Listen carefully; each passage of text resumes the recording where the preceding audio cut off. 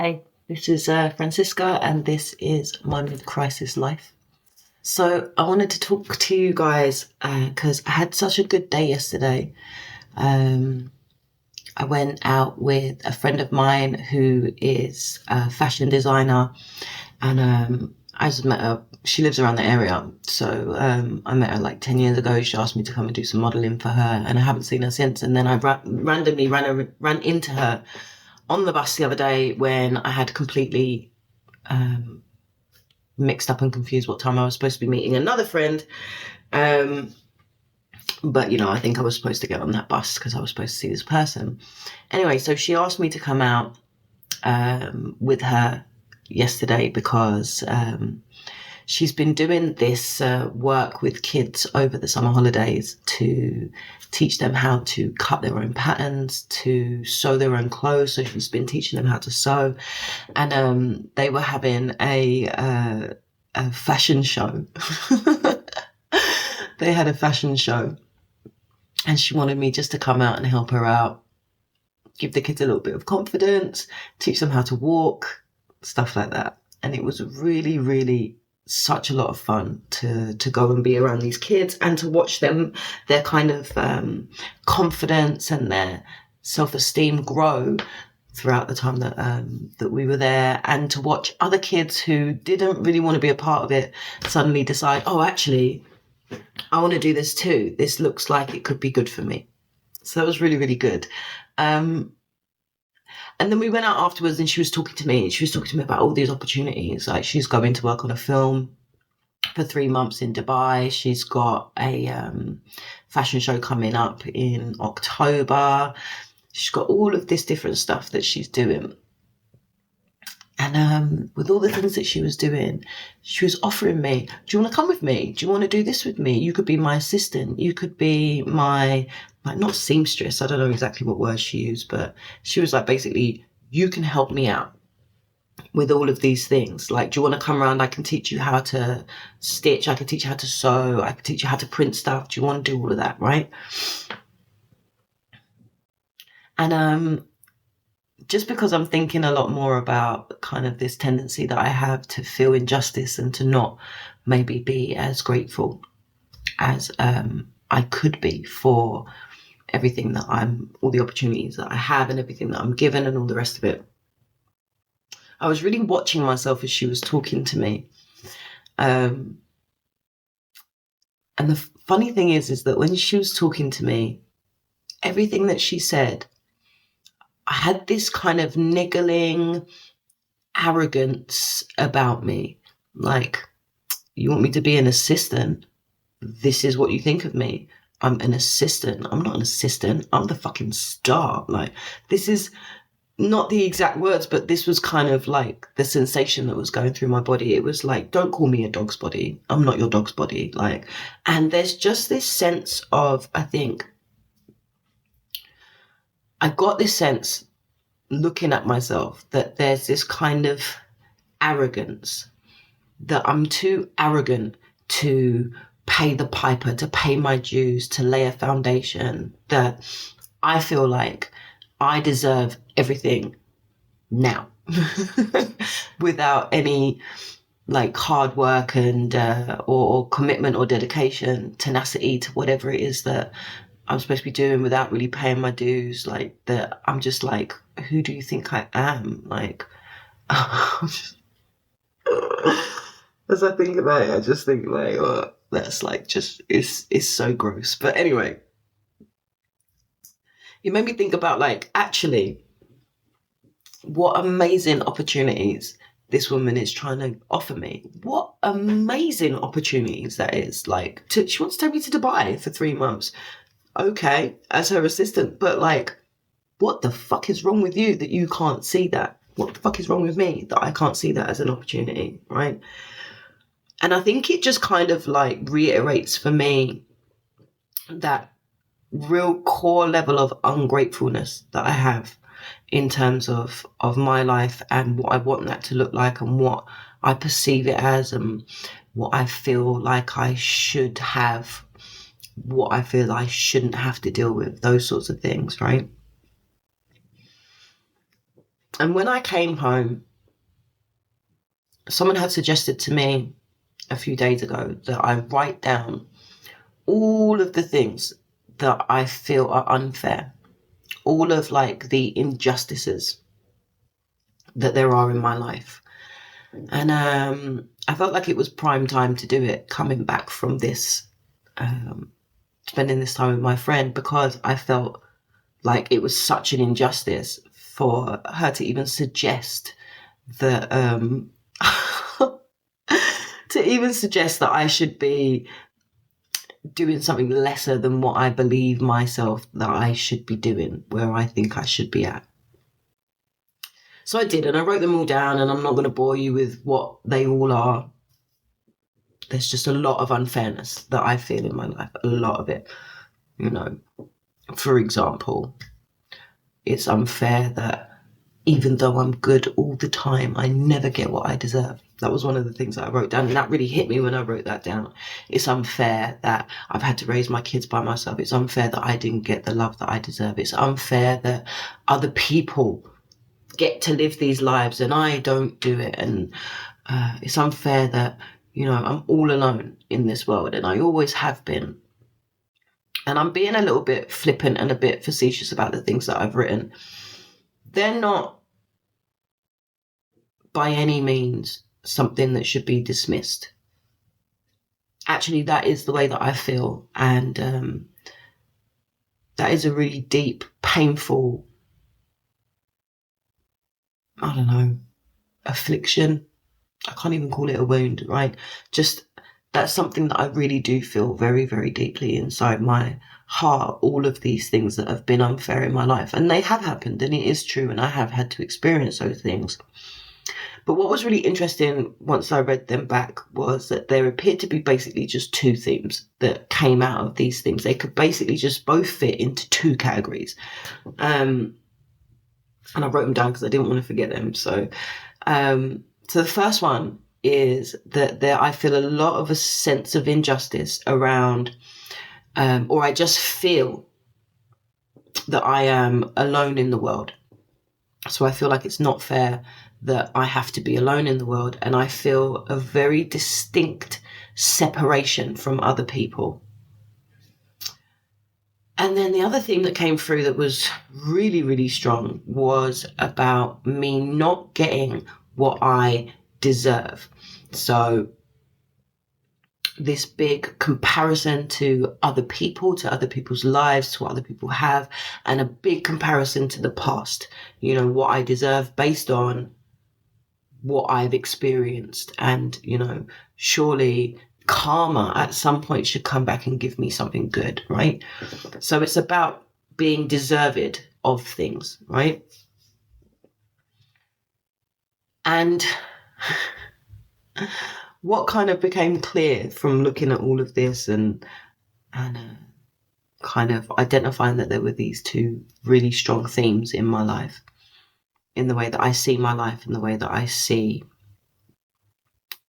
you know, what I could have, what I should have, what I don't have, what other people have, all that sort of shit, is that I spend a lot of my time judging others and myself and my life and my life expectations. So my expectations around what my life should or could be based on merit.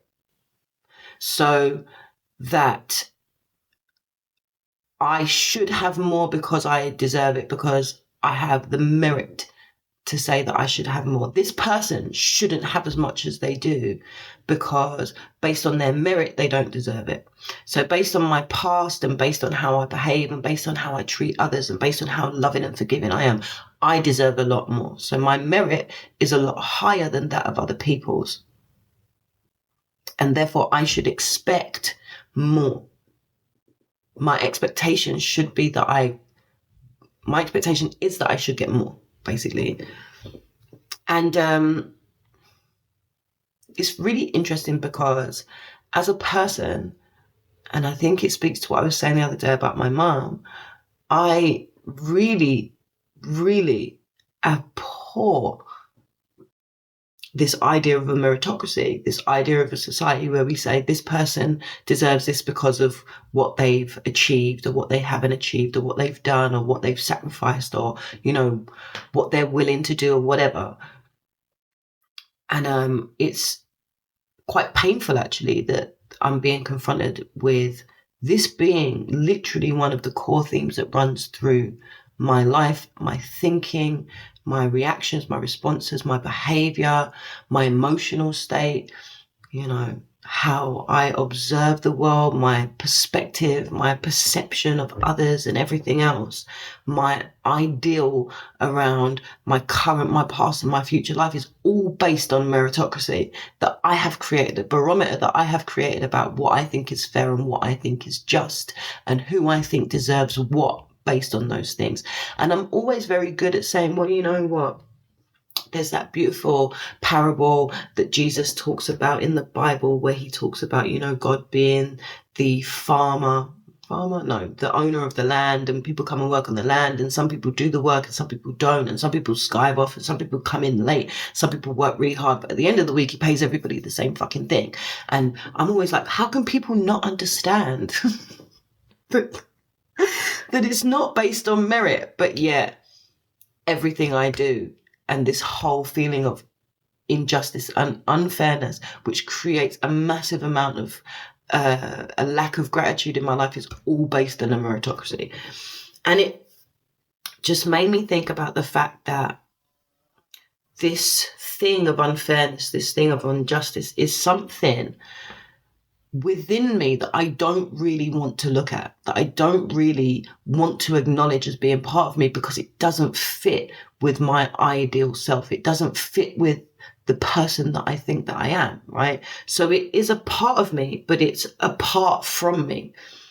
And it reminds me, so Carl Rogers talks about like the sense of self, and he talks about the self-concept, and he talks about the self-concept as this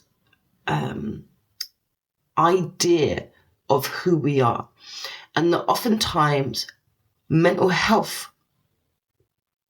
comes into play when we are very rigid and we're very inflexible about what our self-concept is. So if our self-concept says that we don't do this and we don't think this way, I think I've spoken about it before, what happens is that when we do behave that way, we distort it. We say, well, actually, it was just that one time, or it was because of this, or it was because that person did this, or I was in this place at this time. We completely distort it. We say it didn't quite happen like that, or it wasn't quite this way, or I wasn't really thinking that. I was thinking this, but it just came out like that. Or we just completely deny it, and we just completely deny it. And oftentimes we can deny things and know that we're in denial. We can deny things and deny that we're in denial, but we can also deny things and not even know that we're denying them until they come up in some other way, which I think is really what's happening for me at the moment. And, you know,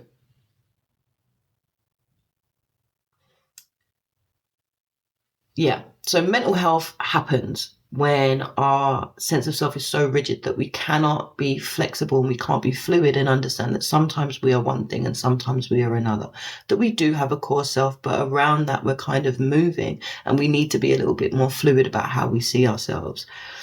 And Rogers talks about, you know, the fact that we can reach self-actualization, which is, you know, what Maslow talks about in his hierarchy. We can reach self-actualization when our self-concept and our self-worth and our ideal self all overlap.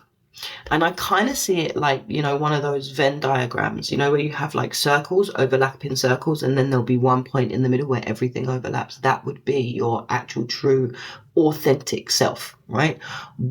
The authentic self that accepts that sometimes you're a bit of a cunt, and accepts that sometimes you're really selfish, and sometimes you're just a big crybaby about things that don't go your way, but that at the same time, you're also very giving and you're loving and you're compassionate and you share, and, you know, you do understand and have empathy for other people and have empathy for yourself. You can be all of these things in one person, all at the same time and all separately as well.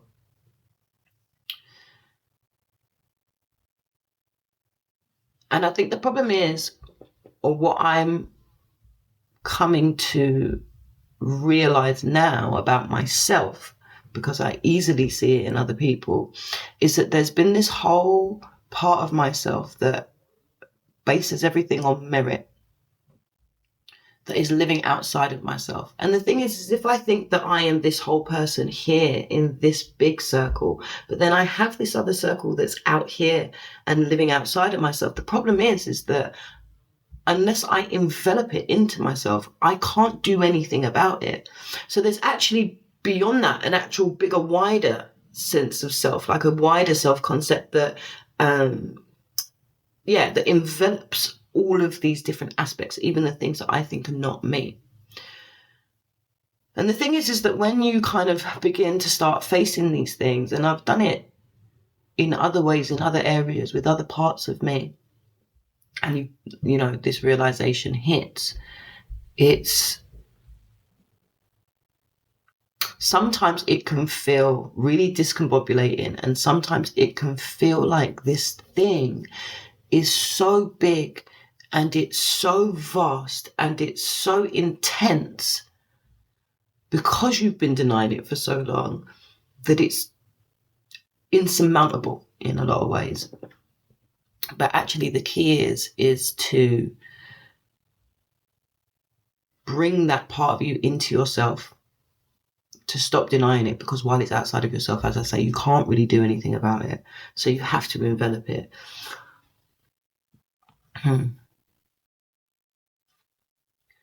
And I think that without that, you can have this really unhealthy cognitive dissonance where you are on two opposing sides trying to argue why one side is more acceptable and why one side isn't, whilst also simultaneously trying to defend why that side is actually acceptable and is a part of you, and why this other side of you should accept that version of you, or maybe why it's better, or why it's healthier, or, you know, that whole thing of there's a part of me that decided or needed to decide at a young age that this was how they were going to survive. Maybe because I lived in a family where everything was based on merit. And if you weren't your ideal self, then you were pretty much nothing. Like, you just didn't really count.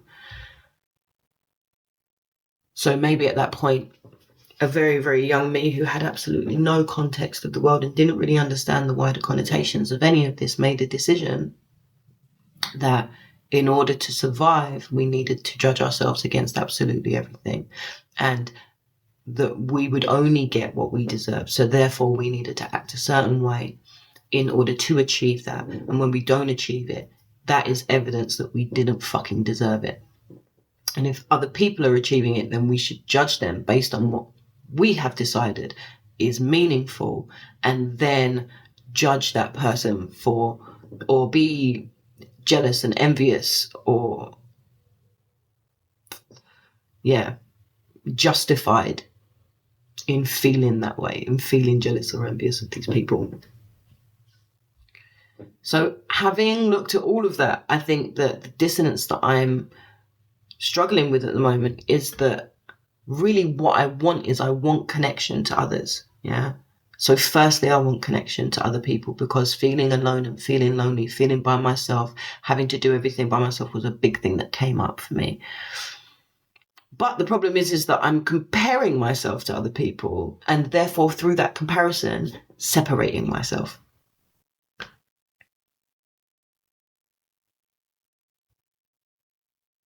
And I think that that's something that I've not quite worked it out yet, but at least I know where I'm looking now, right? So I know what I need to focus on.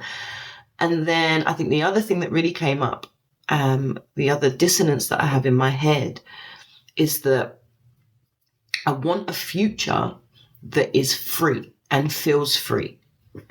That's really what it comes down to. All of these different things that I want is really just freedom, right? But I'm still tied to the past. So everything in my future is tied to the past. So I should get this in the future because what I've went through in the past. I didn't get this because of what I went through in the past. I can't get here because of what happened in my past. So my entire past is creating and molding my future because I'm still completely connected to it.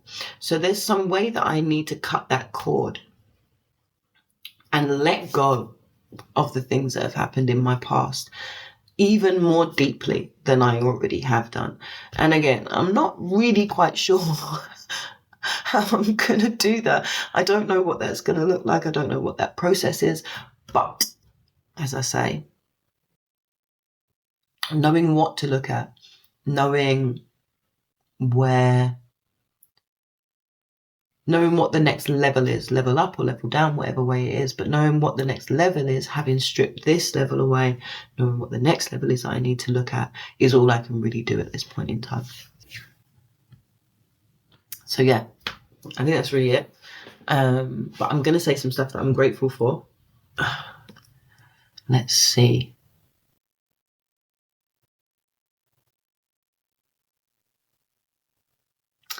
Really grateful to have had that experience with my friend.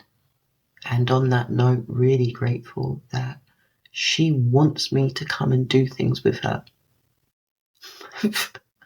What an honor. Like, what a beautiful accolade for me that this person wants to involve me and wants me around and likes me and wants to give me opportunities to do things that I've not done before. That's wow. I'm really grateful for that. Let's see, what else am I grateful for?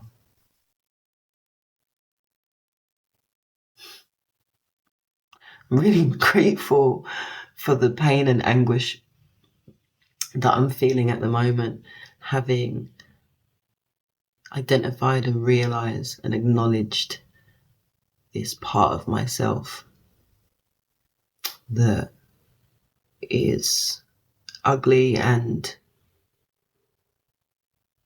goes against supposedly all my values.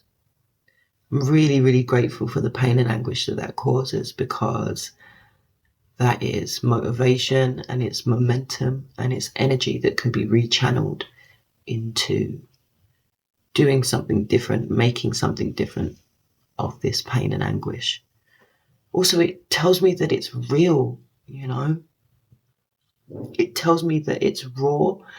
It tells me that I'm here and I'm alive, and I'm feeling these things. I'm not dead, because I clearly have fucking emotions, even when they're not so good. And I'm grateful to the person who suggested that I go and sit and write down all these atrocities, all these injustices that I feel that have happened to me, because they've unlocked something that I didn't even know was there to unlock. So I'm really, really, really grateful for that. Yeah, okay. I think that's it.